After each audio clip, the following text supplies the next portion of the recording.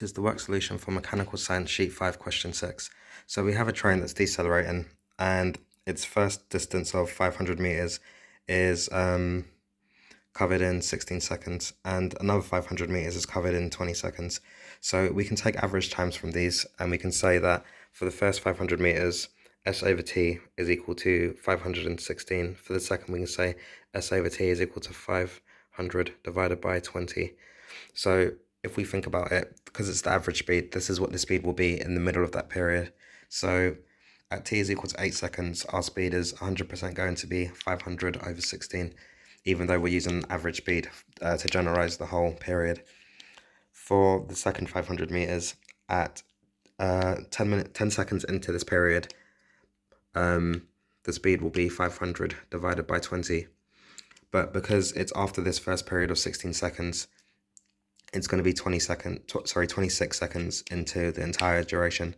So we've just got here 500 over 16 at t equals 8 and 500 over 20 at t equals 26.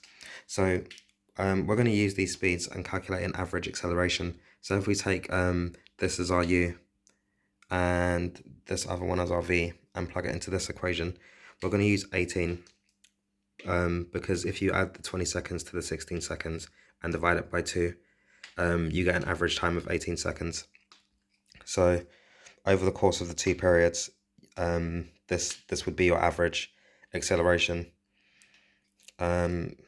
which should be a negative number. But yeah, so that's our acceleration calculated.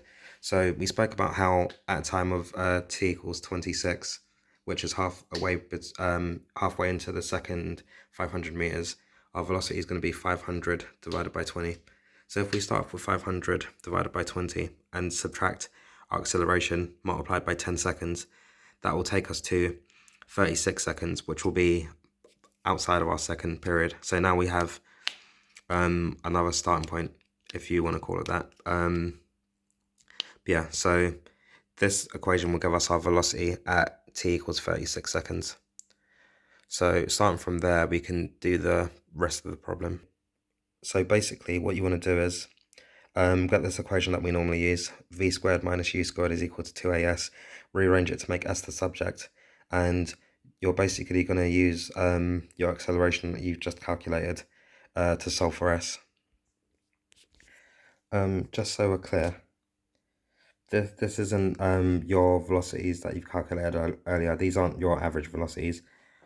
So because we're coming to rest, one of these is going to be 0, and the other velocity is kind of what you calculated here for the velocity at t equals 36. So I've just written that here a bit more clearly. So the velocity at t equals 36 squared minus 0 squared divided by 2a. A is your acceleration that you calculated earlier, is equal to s. So hopefully that helps.